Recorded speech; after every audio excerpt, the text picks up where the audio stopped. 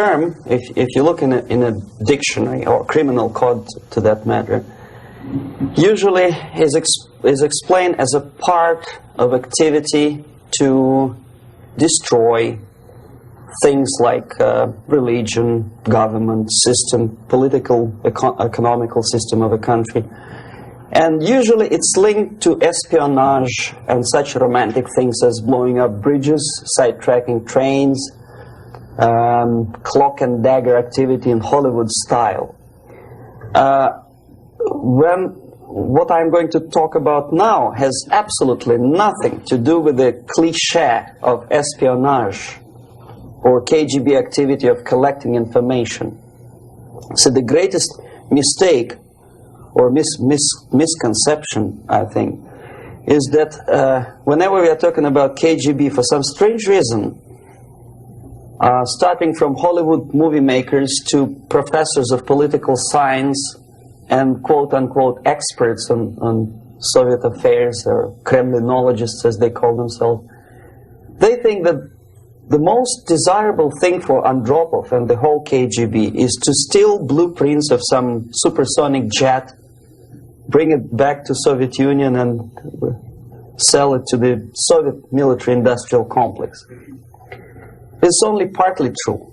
If we take the whole time, money, and manpower that the Soviet Union and KGB in particular spends outside of USSR border, we will discover, of course there are no official statistics unlike with CIA or FBI, that the espionage as such occupies only 10 to 15% of money, time, and manpower. 15% of the activity of KGB.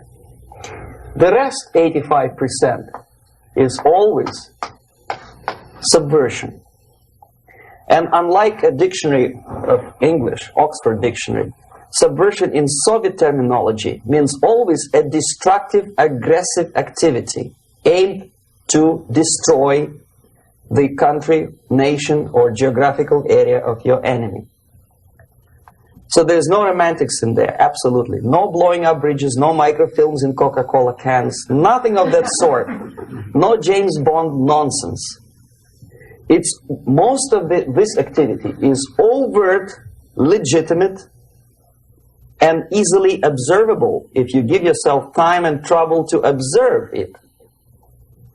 But according to the law and law enforcement systems of the Western civilization, it's not a crime. Exactly because of misconception, manipulation of terms.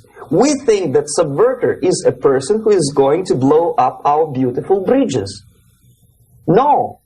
Subverter is a student who comes for exchange, a diplomat, an actor, an artist, a journalist like myself was 10 years ago. Now, subversion is an activity which is a two-way traffic. You cannot subvert an enemy which doesn't want to be subverted. If you know history of Japan, for example, before 20th century, Japan was a closed society. The moment a foreign boat comes to the shores of Japan, the Imperial Japanese Army politely tells them to get lost. And if American salesman comes to the shore of Japan, let's say 60 or 70 years from now back, and says, oh, I have a very beautiful vacuum cleaner for you, with the good financing, he says, please leave us, we don't need your vacuum cleaner. If they don't leave, they shoot them to preserve their culture, ideology, traditions, values intact. You were not able to subvert Japan. You cannot subvert Soviet Union because the borders are closed. The media is censored by the government. The population is controlled by the KGB and internal police.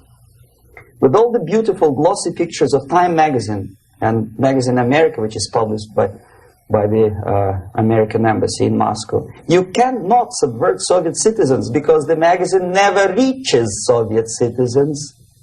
it's collected from the newsstands and thrown to garbage can. Subversion can be only successful when the initiator, the actor, the agent of subversion has a responsive target. It's a two-way traffic. United States is a receptive target of subversion. There is no response similar to that one from United States to the Soviet Union. It stops halfway somewhere. It never reaches here. The theory of subversion goes all the way back 2,500 years ago. The first human being who formulated the tactics of subversion was a Chinese philosopher by the name of Sun Tzu.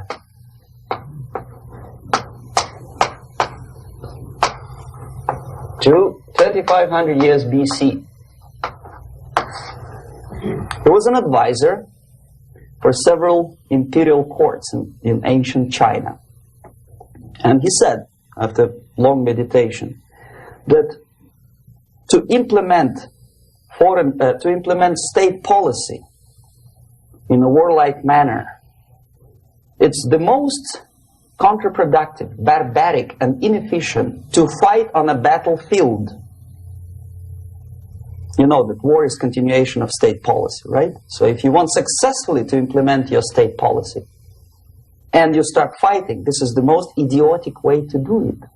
The highest art of warfare is not to fight at all, but to subvert anything of value in the country of your enemy, until such time that the perception of reality of your enemy is screwed up to such an extent that he does not perceive you as an enemy, and that your system, your civilization, and your ambitions look to your enemy as an alternative, if not desirable, then at least feasible.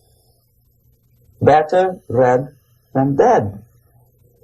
That's the ultimate purpose, the final stage of subversion, after which you can simply take your enemy without a single shot being fired, if the subversion is successful. This is basically what subversion is.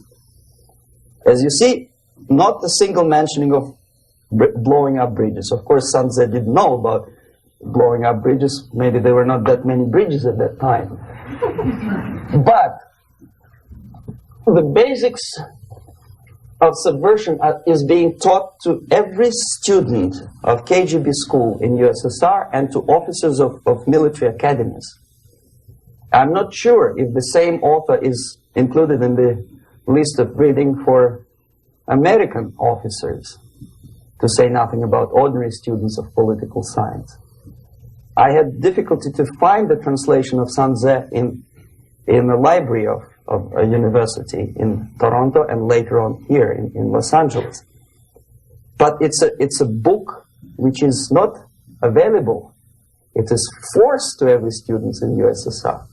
Every student who is taught to be dealing further in his future career with foreigners. What subversion is? Basically, it consists of 4 periods, time-wise. If we start from here and go this way, time, right? This is the beginning point. The first stage of subversion is the process which is called, basically, demoralization. It says for itself what it is.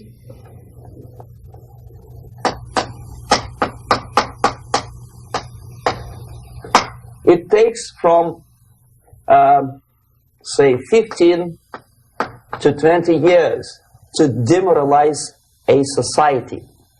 Why 15 or 20 years?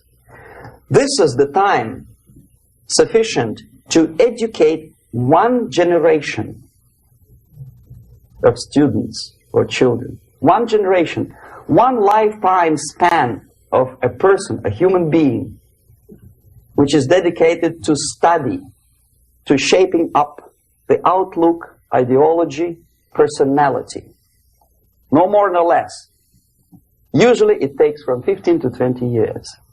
What it includes? It includes influencing, or by various methods, infiltration, propaganda methods, direct contacts, doesn't really matter. I will describe them later.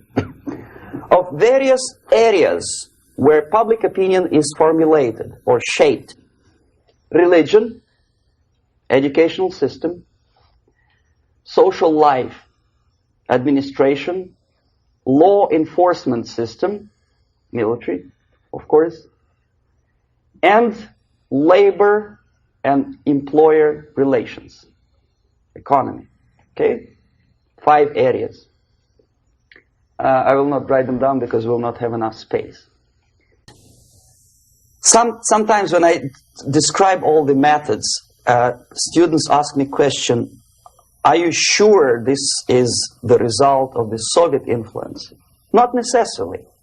You see, the tactic of subversion, about which I'm talking, is similar to the martial art, the Japanese martial art.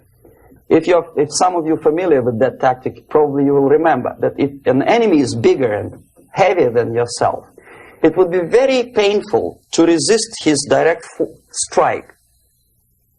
If a heavier person wants to strike me in the face, it would be very naive and counterproductive to stop his blow. The Chinese and Japanese judo art tells us what to do. First to avoid the strike, then to grab the fist and continue his movement in the direction where it was before, right? Until the enemy crashes in the wall. You see? So, what happens here? The target country obviously does something wrong. If it's a free democratic society, there are many different movements within the society. There obviously, in every society, there are people who are against this society. They may be simple criminals, ideologically in disagreement with the state policy, conscientious enemies, simply psychotic personalities who are against anything. Right? And finally, there are a small group of agents of a foreign nation, bought, subverted, recruited. Right? The moment all these movements will be directed in one direction, right? This is the time to catch that movement and to continue it until the movement forces the whole society into collapse, into crisis, right? So that's exactly the martial art tactic. We don't stop an enemy. We let him go. We help him to go in the direction we want them to go. Okay? So, on the stage of demoralization, obviously there are tendencies in each society, in each country, which are going to opposite direction from the basic moral values and principles. To take advantage of these movements, to capitalize on them, is the main purpose of the originator of subversion. So we have religion, we have education, we have social life, we have power structure, we have labor relations, unions, and finally we have law and order. 1, 2, 3, 4, 5, 6. Okay? These are the areas of application of subversion. What it means exactly? In case of religion, destroy it, ridicule it, replace it with various sects, cults, which bring people's attention, faith, whether it is naive, primitive, doesn't really matter. As long as the basically accepted religious dogma is being slowly eroded and taken away from the supreme purpose of religion, to keep people in touch with the supreme being, that serves the purpose. Therefore, replace it, accepted, respected religious organizations with fake organizations. Distract people's attention from the real faith and attract them to various different faiths. Education. Distract them from learning something which is constructive, pragmatic, efficient. Instead of mathematics, physics, foreign languages, chemistry, teach them history of urban warfare, natural food, home economy, your sexuality, anything, as long as it takes you away, okay, Social life. Replace traditionally established institutions and organizations with fake organizations. Take away the initiative from people. Take away the responsibility from naturally established links between individuals, group of individuals, and society at large, and replace them with artificially, bureaucratically controlled bodies. Instead of social life and friendship between neighbors, establish social workers institutions. People who are on payroll of whom? Society? No. Bureaucracy. The main concern of social workers is not your family, not you, not social relations between groups of people. The main concern is to get the paycheck from the government. What will be the result of their social work doesn't really matter. They can develop all kind of concepts to show to the government and to the people that they're useful. Okay, away from the natural links, power structure. Okay, the natural bodies of administration, which are traditionally either elected by people at large or appointed by elected leaders of society, are being actively substituted by artificial bodies. The bodies of people, groups of people, whom nobody elected. Never. As a matter of fact, most of the people don't like them at all, and yet they exist. One of such group is media. Who elected them? How come they have so much power? Almost monopolistic power on your mind. They can rape your mind. But who elected them? How come they have a nerve to decide what is good and what is bad for the elected by you, president, and his administration? Who the hell are they? Spiro Agnew, who was hated by the liberal left, called them a bunch of enfeebled snobs. And that's exactly what they are. They think they know. They don't. The level of mediocrity. In a big establishment like New York Times, Los Angeles Times, major television network, you don't have to be excellent journalist. You have to be exactly a mediocre journalist. That's easier to survive. There's no competition anymore. You have your good, nice income, $100,000 a year. That's it. Whether you are better or worse doesn't really matter anymore. As soon as you're smiling to the camera and do your job. That's it. No more competition. Power structure slowly is eroded by the bodies and groups of people who do not have neither qualification nor the will of people to keep them in power, and yet they do have power. Okay. Together with that, there is another process. Law enforcement, law and order organization and structure is being eroded. For the last 20, 25 years, if you see old movies and new movies, you can see that in new movies, a policeman, an officer of the United States Army looks dumb, angry, psychotic, paranoid. A criminal looks nice, kind of, well, he smokes hash and shoots the whatever drug, but basically he's a nice human being. He's creative. And he's unproductive only because society oppresses him. Whereby a general of Pentagon is always, by definition, a war maniac. A policeman is a pig, rude policeman. He abuses his power. No? A generalization like that. The hatred, the mistrust to the people who are supposed to protect you and enforce law and order. Moral relativity. The Angelo Buono process lasted 2 years in Los Angeles. And yet there are still some lawyers who say, look, he's a nice character, as a matter of fact. There was some witness who said, also a criminal, who said, well, he's a nice guy. I asked him one day to burn a house of my enemy, and he wouldn't do it. He's a nice fella. Erosion.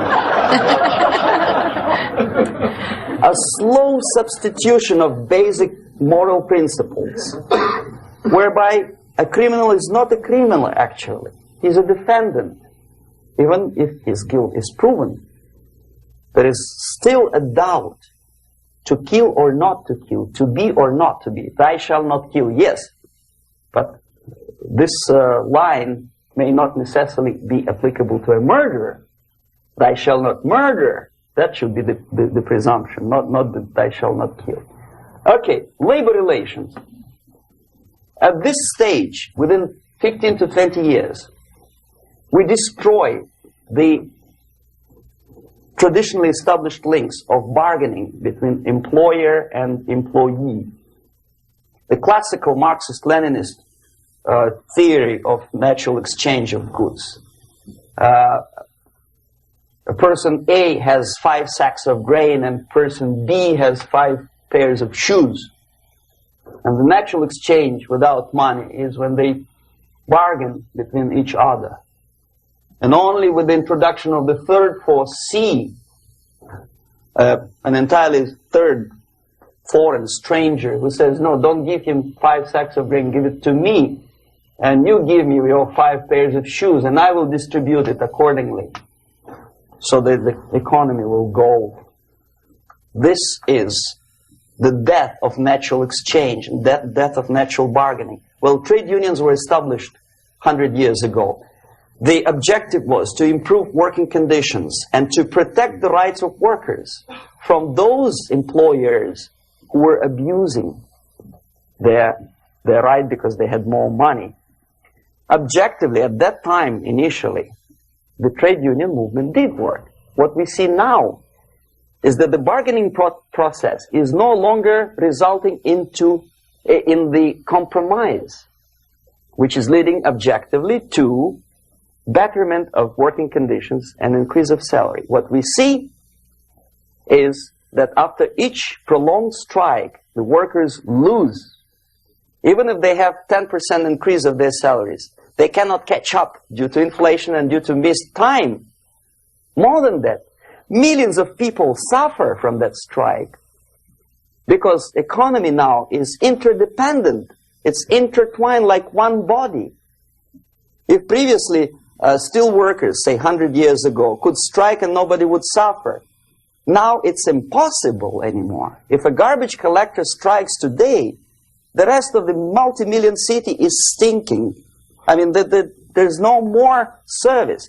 In Quebec, for example, we had the electricians who were on strike in the middle of winter. You can freeze your bottom, and they still were on strike.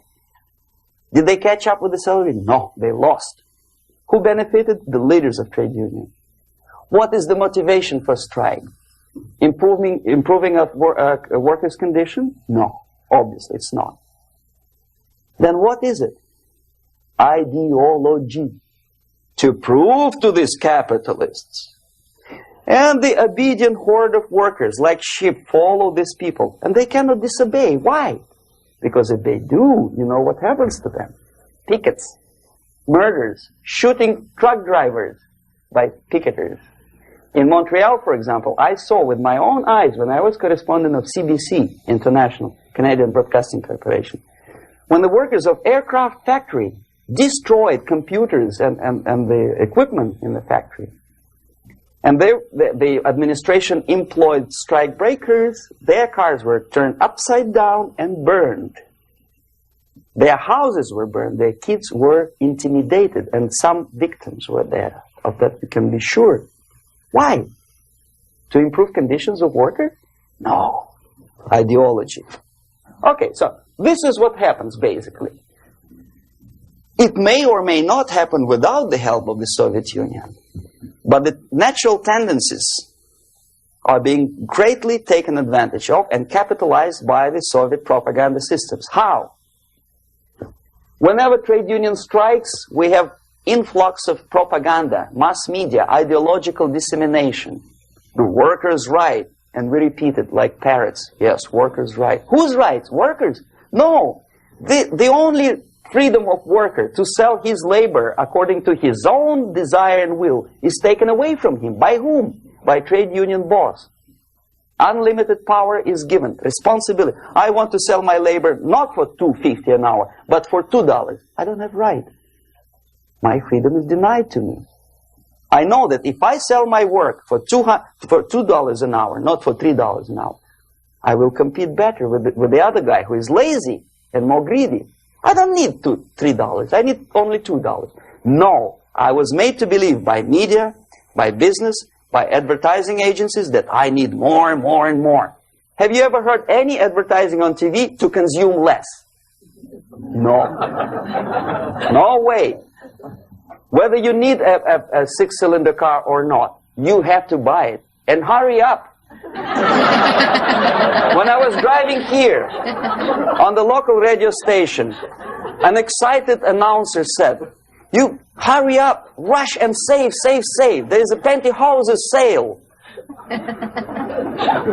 Save by buying more. See? Of course. It would be too naive to expect that KGB makes that advertising agency to do such a crazy commercial. No, of course not. But what we did when I was working for Novosti Press, we would snow plow editorial offices, student organizations, religious groups with literature of class struggle. If not directly Marxism-Leninism propaganda, then a propaganda of the legitimate aspirations of working class, betterment of life, equality. Equality, mind you. President Kennedy once said, we will make America to believe that people are born equal. Are people born equal? Is there any mentioning in the Bible or any other holy scripture in any religion, if you don't believe me, go to the library and check it. There is not a single word about equality. Just the opposite. By your deeds, God will judge you. What you do is important. The merit of your personality. You cannot legislate equality. If you want to be equal, you have to be equal. You have to deserve it. And yet we build our society on the principle of equality. We say people are equal. We know it is false. It's a lie. Some people are tall and stupid. Others are short, bold, and clever.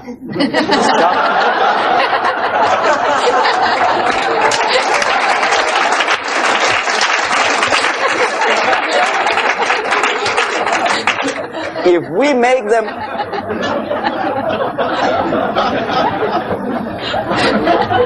make them equal by force,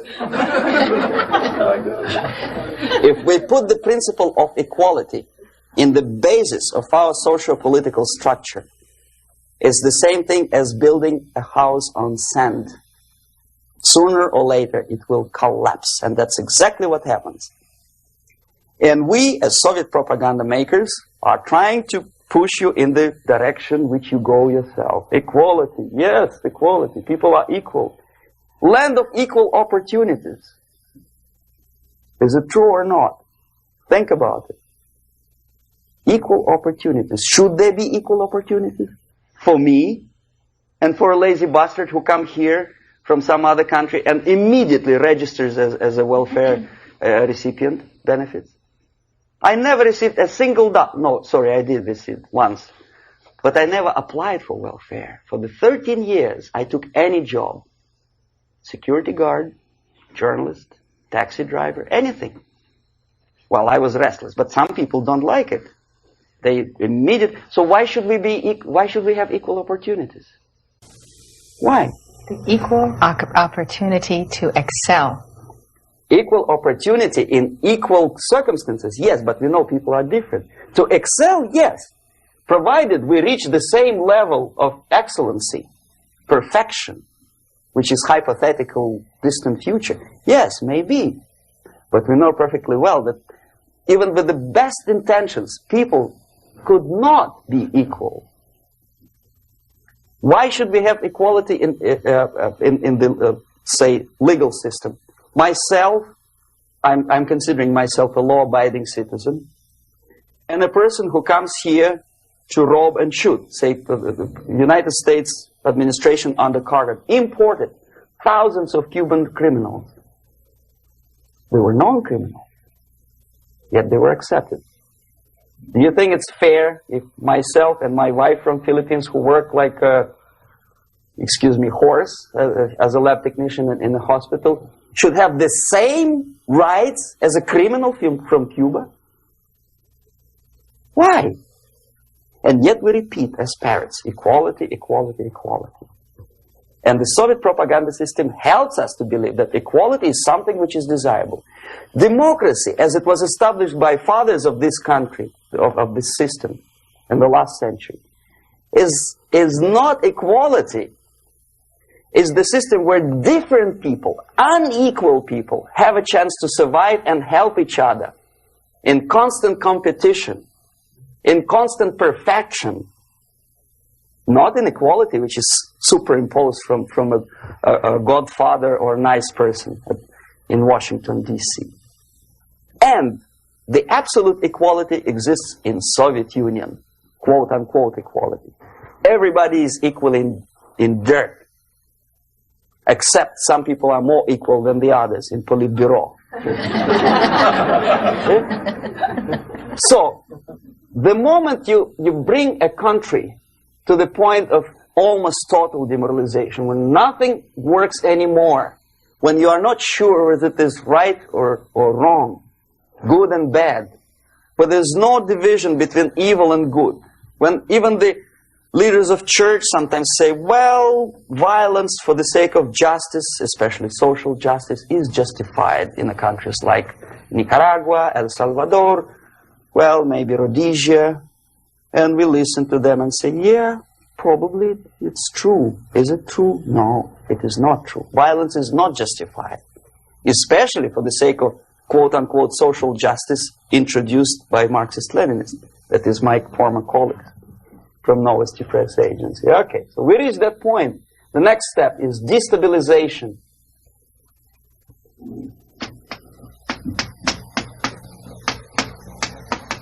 Again, this word says for itself what it is. To destabilize all the relations, all the accepted institutions and organizations in a country of your enemy.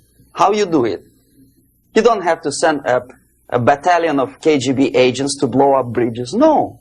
You let them do it themselves. The area of application is, again, it's narrower now.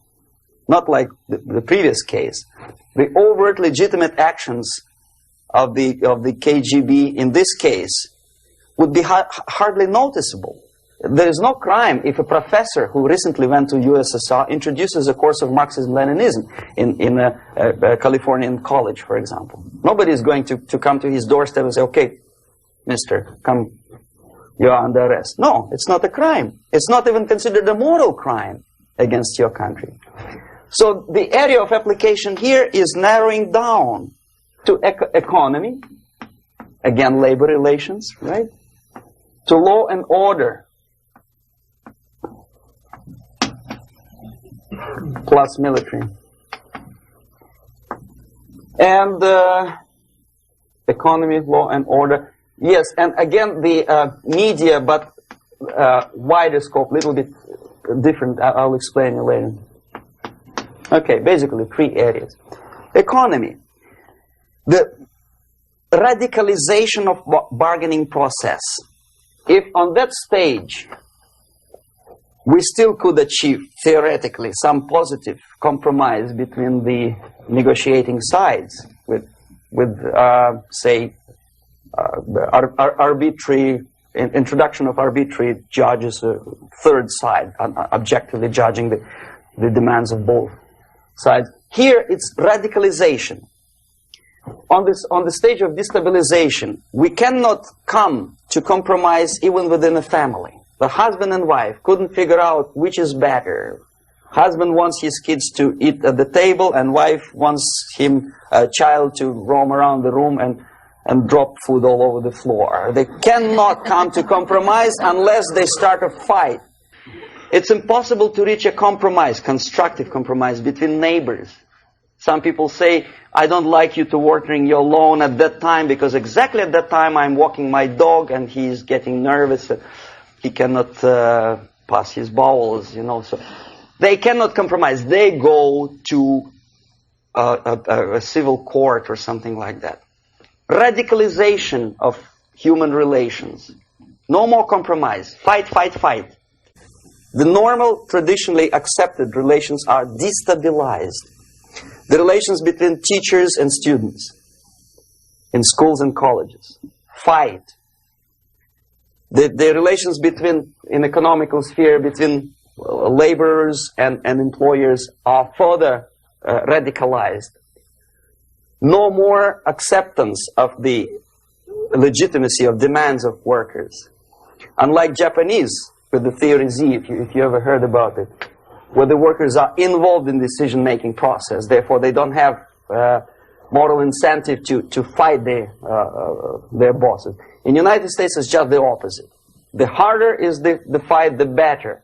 The more heroic they look. When the Greyhound network was on strike recently, the correspondents of local TV networks all over the United States were approaching the strikers, and they say, oh yes, we are doing something nice. They look like heroes and they were proud. There was some family, the husband was bus driver. Now they decided in a protest against the bosses to camp somewhere in the forest. And they were presented to the audience as a heroic, nice people. You see? The violent clashes between passengers, picketers, and the strikers are presented as something normal. 10, 15, 20 years ago, we would be angry, say, why so much hatred? Today we are not. We say, well, commonplace. Radicalization, militarization sometimes. As I explained on that stage, I took a step a little bit further. Shooting people. Okay, law and order now also is pushed into the area where previously people settled their differences peacefully and legitimately. Now we are getting with this court cases in the smallest irrelevant cases. We cannot solve our problems anymore. The society at large becomes more and more antagonistic between individuals, between groups of individuals, and the society at large. The media puts himself in the opposition to the society in general, at large. Separate, alienated. Okay? On that stage, you remember I was talking a couple of hours ago about the sleepers. That's when the students from, say, United States, if they are trained in Lumumba University, or developing nations, that's the students I was dealing with, are being sent back from the Soviet Union here. Or if they were already in the United States, in the country which is the object of subversion, they spring to action. The sleepers go up. They slept for 15 to 20 years. Now they become leaders of groups, preachers, I don't know, public figures. Prominently they act. They actively include themselves in a political process. All of a sudden we see a homosexual. 15 years ago he did his dirty job and nobody cared. Now he makes it a political issue.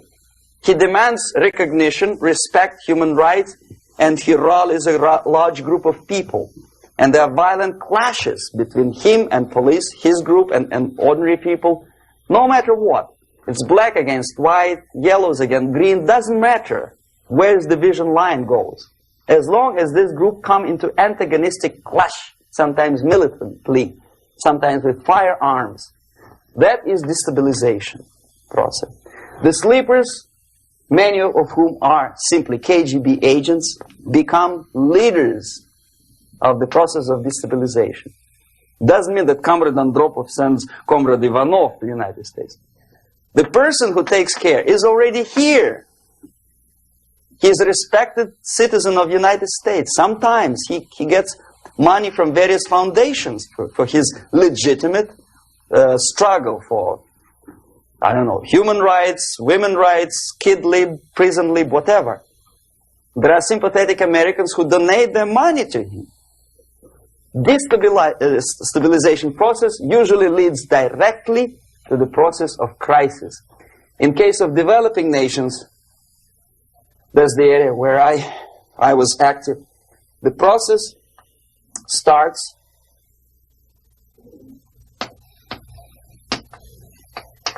when the legitimate bodies of power, the social structure collapse. It cannot function anymore. So instead, we have artificial's body injected into society, such as non-elected committees. You remember I was talking about them here. Social workers who are not elected by people, media who are self-appointed rulers of your opinion, some strange groups which claim that they know how to lead society forward.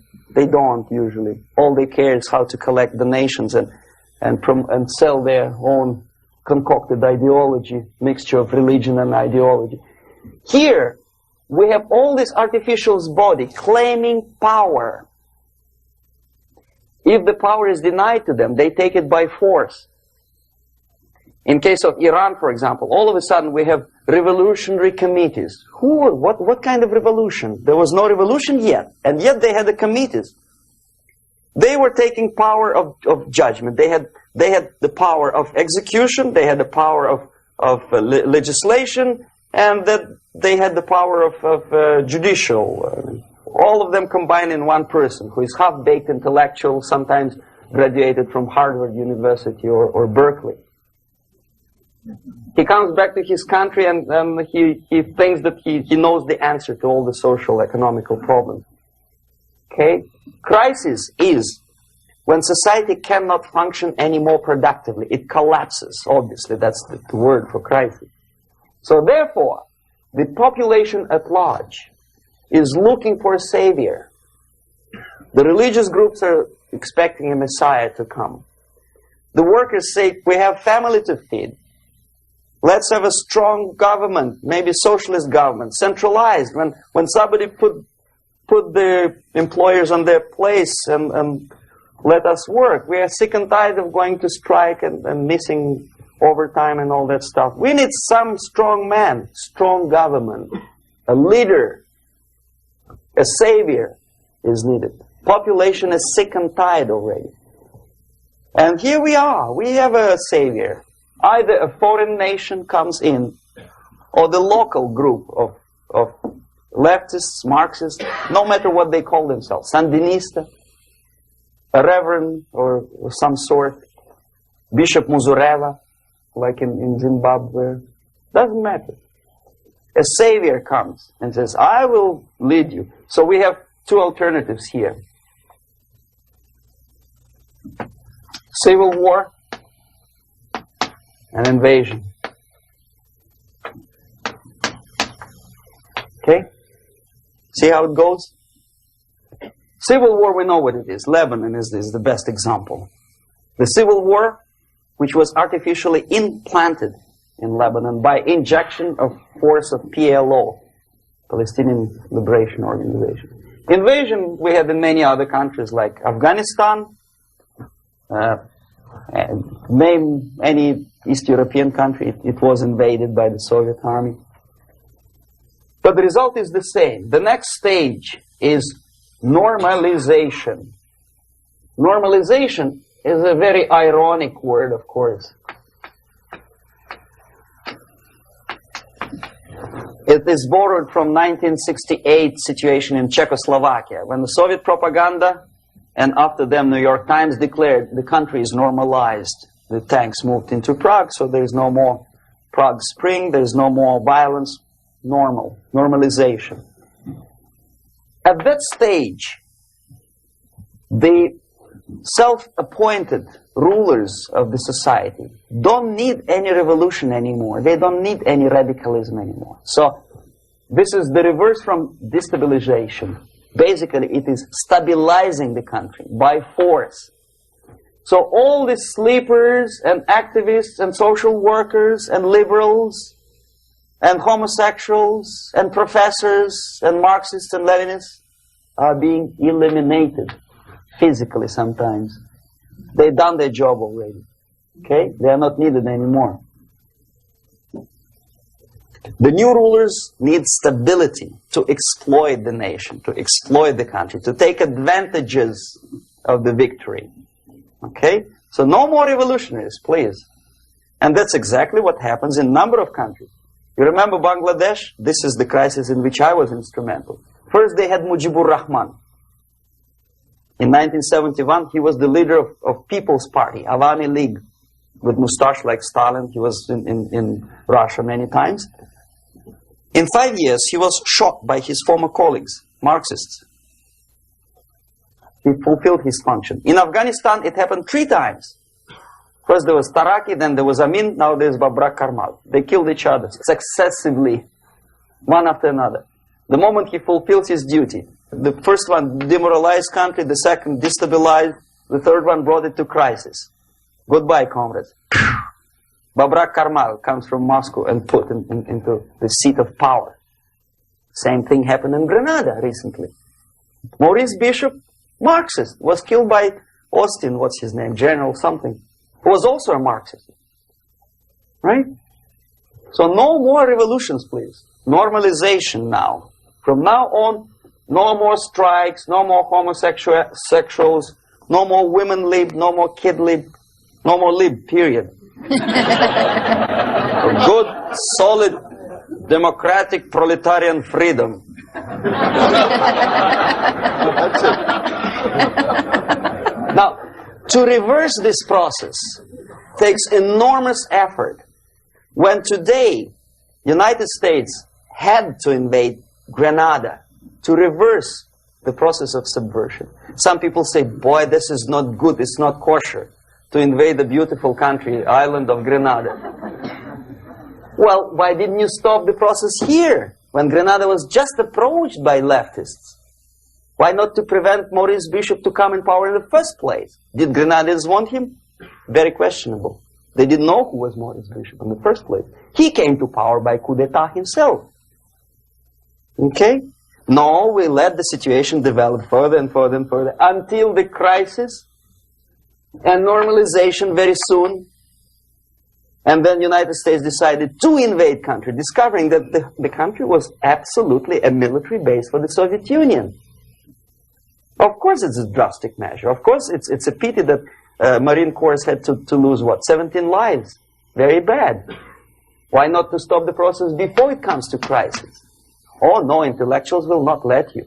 It's interference into domestic affairs. They're very careful not to let American administration to interfere in domestic affairs of Latin American countries. They don't mind Soviet Union interfere in these affairs. Okay. So to reverse this process, from here, it takes only and always military force. No other force on earth can reverse this process at this point. At this point, it does not take military invasion of the United States Army. It takes strong action, like in Chile. A CIA covert involvement to prevent the savior from outside to come into power and to stabilize country before it erupts into civil war. Okay? Support the right-wing conservative forces. By money, by crooks or love, doesn't matter. Stabilize the country. Don't let the crisis develop into civil war or invasion. Oh no, your liberals will say it's against the law. The Congress will not appropriate money for covert actions of CIA. Why not? Should we wait till the normalization come and Soviet tanks land in Los Angeles airport? Now, at that point, at the point of destabilization, also the process could be reversed. Again, easily than this. No CIA involvement at this point. You know what it takes here? Restriction of some liberties for small groups which are self-declared enemies of the society. As simple as that. Oh no, the media and liberals will tell you this is against the American Constitution. How can we, by force, deny the civil rights to criminals, for example? It's not good. Okay? So we allow them to. Okay, if you allow the criminals to have civil rights, go on and bring the country to the crisis. This is a bloodless way to do.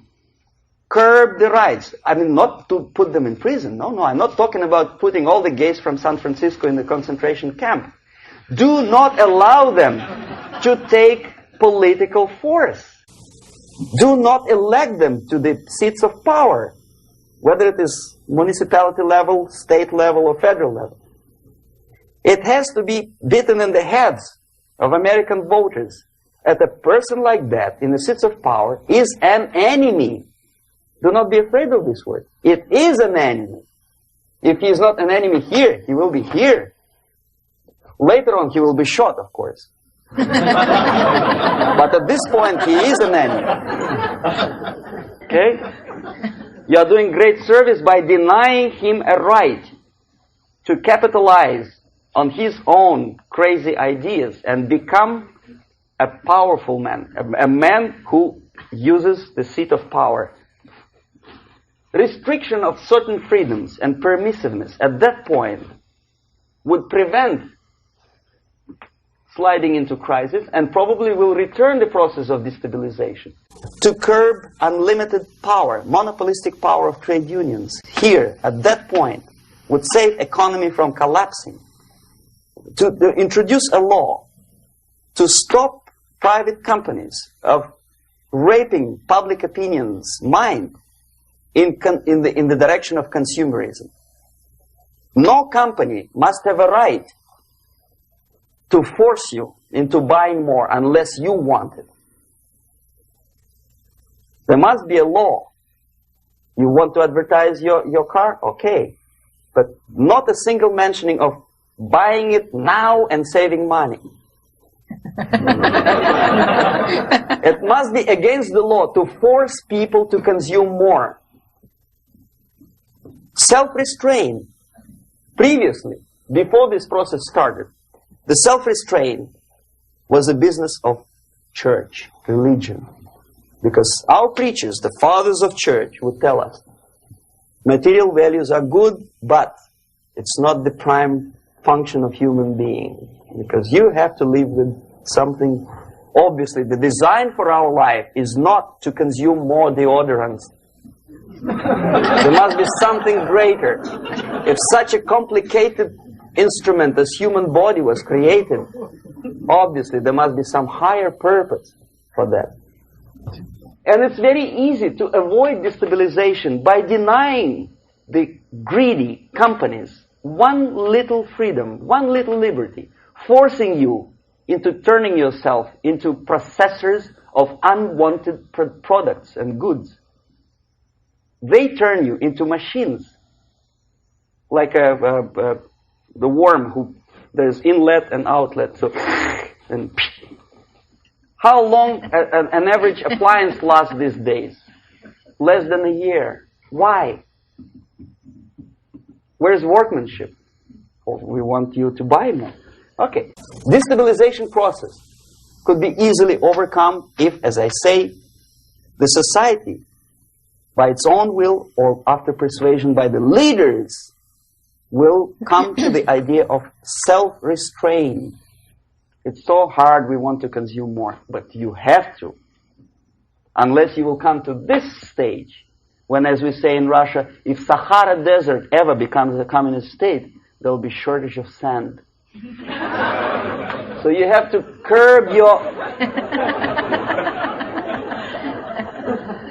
You have to curb your expectations at this point before it's too late. But no, we don't want to do it. Demoralization process. Again, it's the easiest thing to reverse.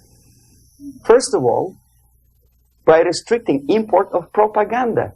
The easiest thing to do. Unlimited, unrestrained import of Soviet literature, Soviet journalists. Giving Soviet propaganda and ideological agitators equal time on American TV network. It has to be stopped. And it's easier. They won't be offended, mind you. As a matter of fact, they will respect America more. But when my former colleague Vladimir Posner appears on Nightline And Ted Koppel asked him, well, Vladimir, what do you think about this? And that? What can he think? He is an instrument of propaganda. He thinks what Comrade Andropov tells him to think. He's just a nice, articulate mouthpiece of the Soviet subversion system. And Ted Koppel makes you believe that my friend Vladimir Posner thinks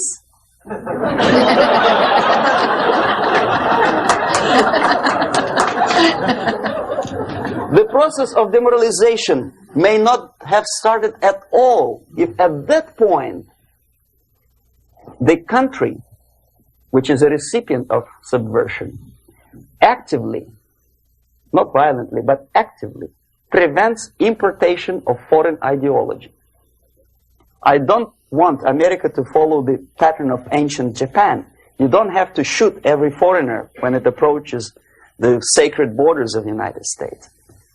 But when he offers you a junk in the disguise of very shiny something, you have to tell him, no, we have our own junk.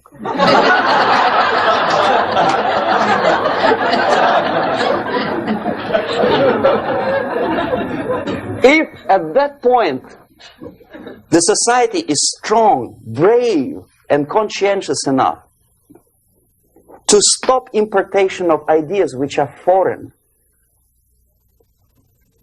then the whole chain of events could be prevented.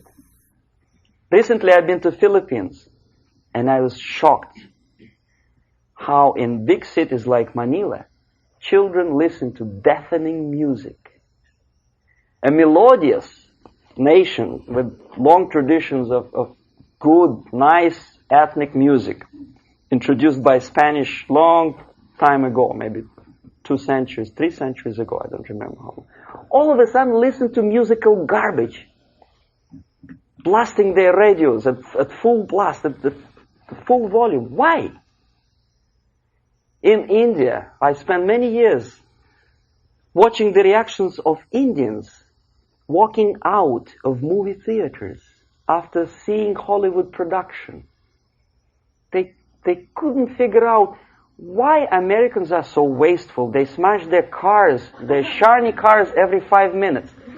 How come they shoot each other for $500,000? Is it true that they are so obsessed with sex?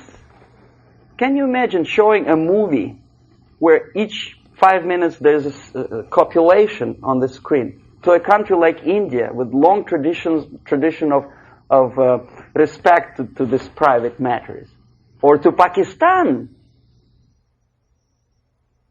And United States expect these people to respect you? No way. Oh yes, they will see the movie, they'll pay 5 rupees to see that garbage, but they walk out and will tell their kids, don't respect Americans, don't be like Americans. See? So, the process of demoralization could be stopped right here, both as an expert and as an import. And that takes one step, one very important thing to do. You don't have to expel all the KGB agents from Washington, D.C. The most difficult and at the same time the simplest answer to the subversion is to start it here and even before, by bringing back the society to religion, something that you cannot touch and eat and put on yourself, but something that rules society and makes it move and preserve it. A Soviet scientist, Shafarevich, who has nothing to do with religion, he is a computer scientist, did a very intensive research on the history of socialist countries. He calls socialist or communist any country with a centralized economy and a pyramidal style of power structure.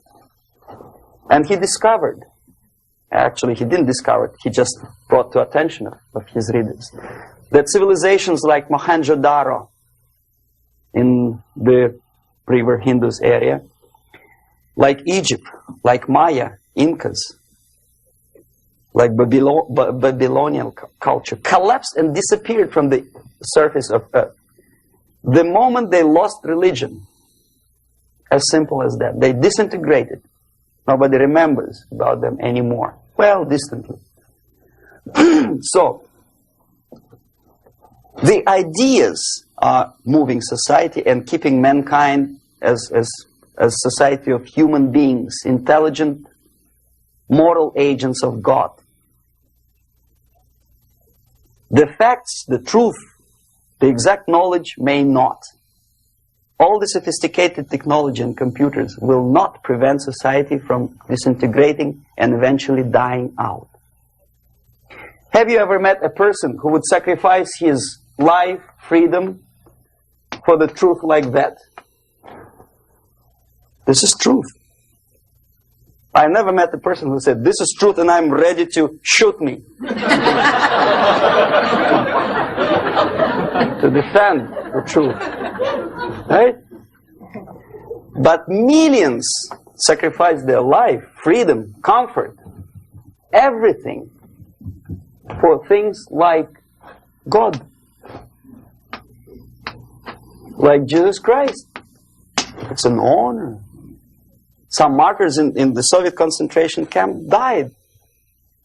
And they died in peace, unlike those who shouted, "Long live Stalin," knowing perfectly well that he may not live long. Something which is not material moves society and helps it to survive. And the other way around. The moment we turn into 2 by 2 is 4 and make it a guiding principle of our life, our existence, we die. Even though this is true, and this we cannot prove. We only can feel and have faith in it. So the answer to ideological subversion, strangely enough, is very simple.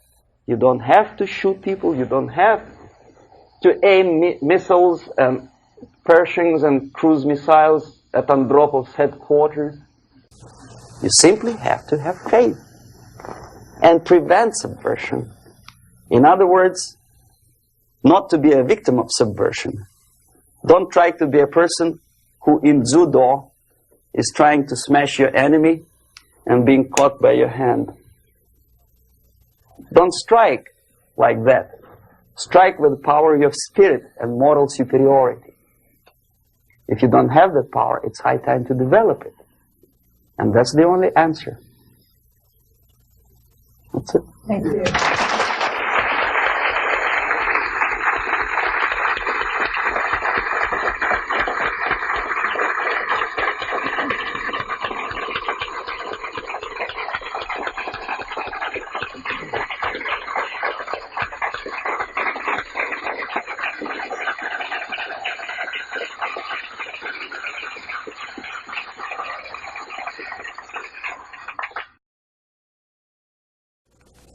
Can you describe how a concept is formulated, turned into propaganda, and then ends up on someone's bumper sticker or in a newspaper? What's the step-by-step process?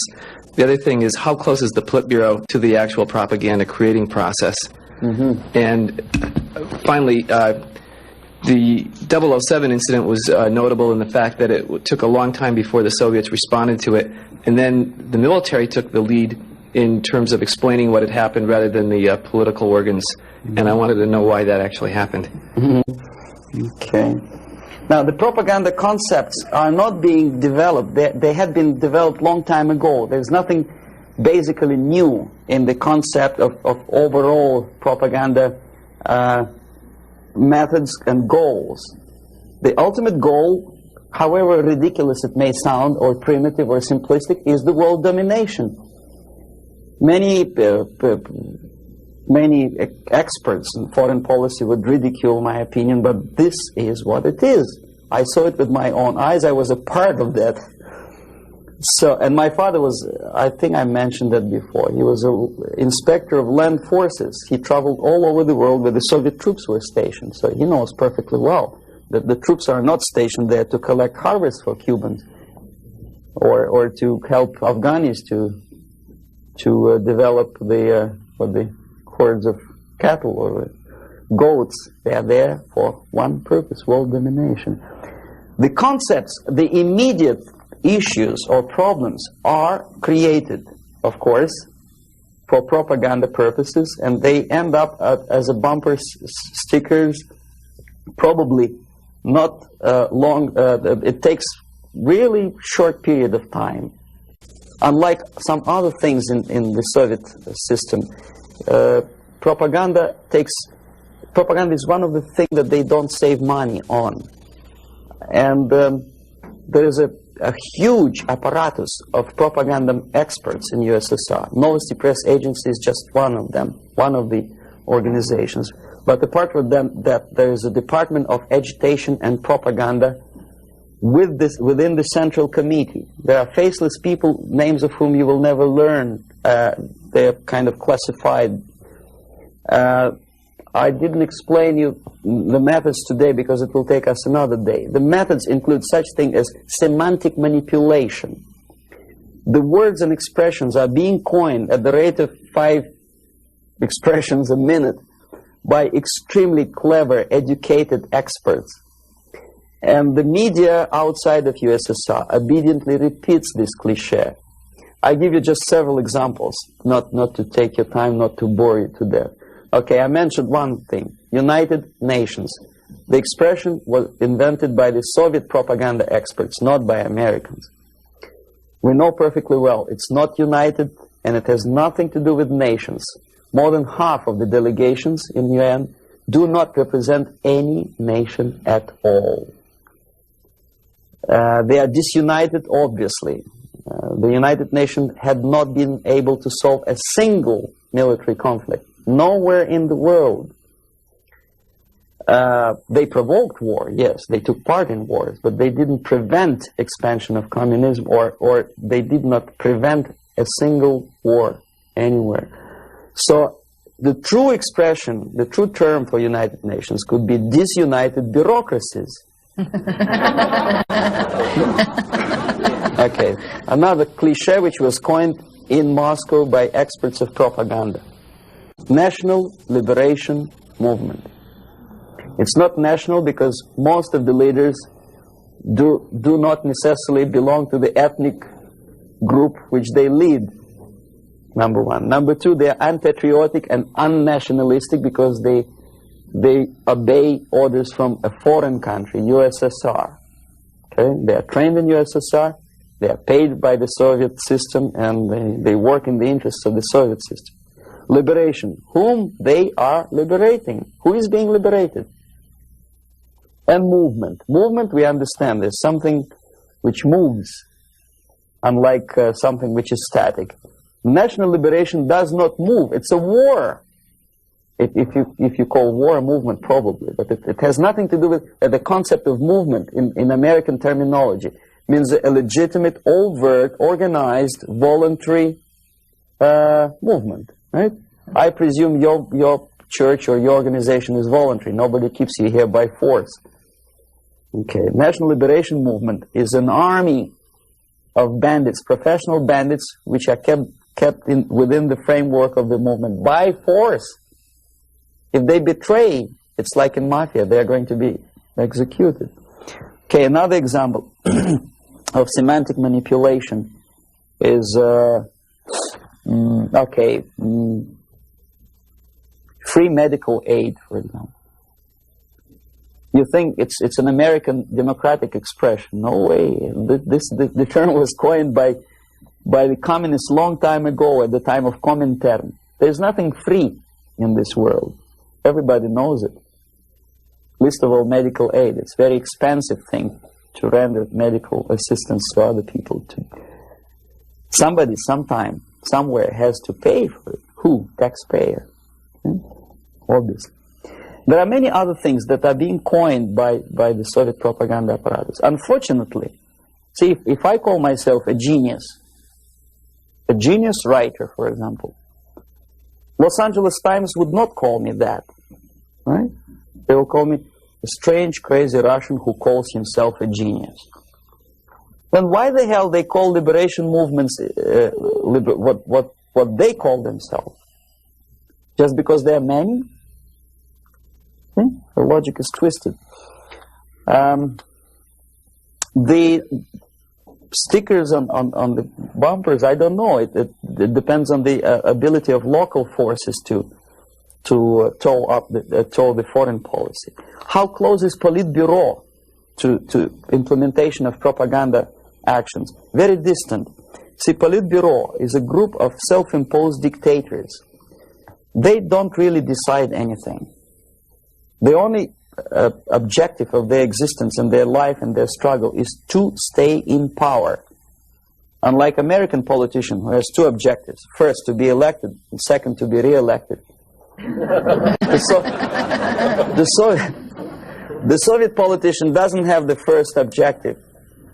He does not have to be elected. He just makes his way in the party structure all the way up.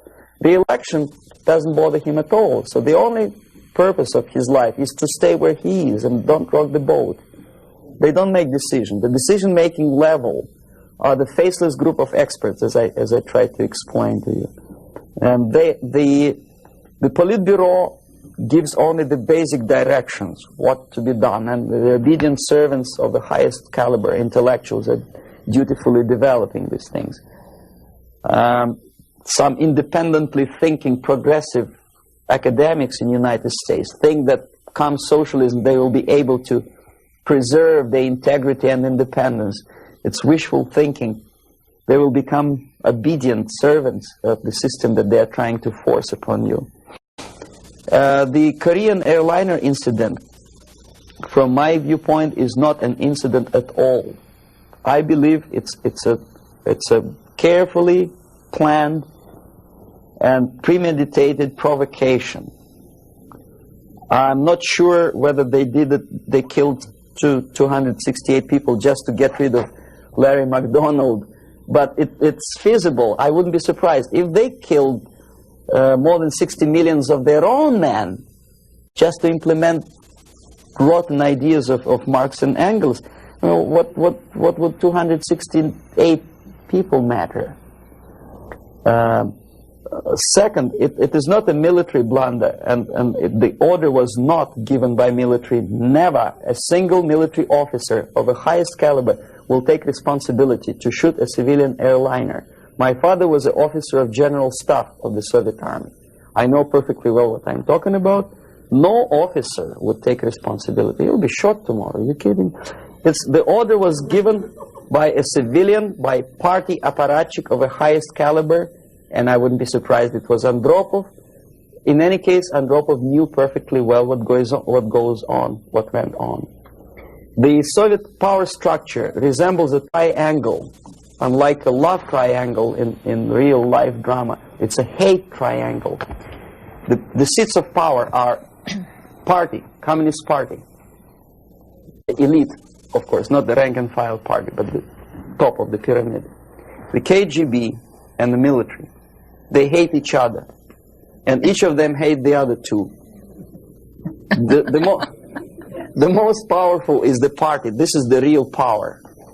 The army and the KGB supposedly are servants of the party and the tools, the instruments of their power. But in fact, sometimes they are the power themselves. Andropov belongs to the most hated triangle, the KGB.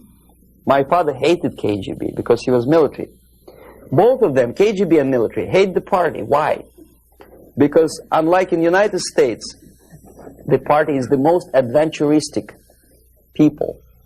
They want to invade countries. They give the orders for all kinds of adventures outside of USSR borders.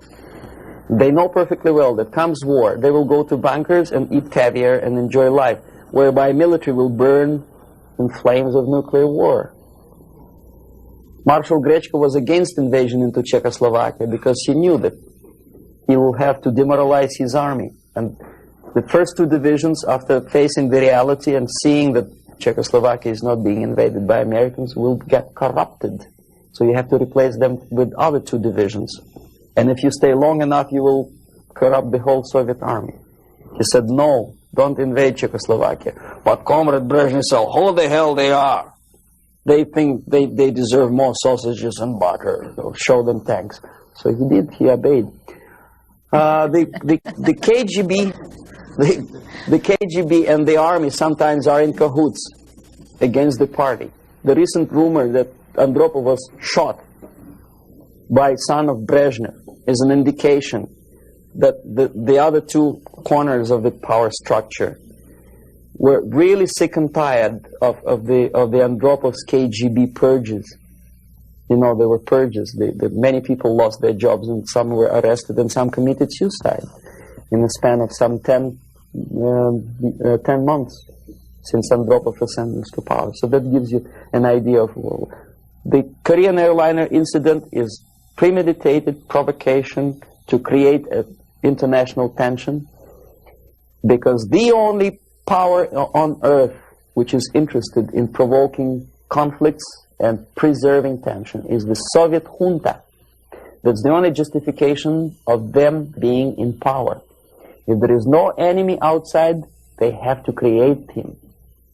If there is no war, they have to provoke it, to scare the hell out of taxpayers inside, and to keep themselves in power.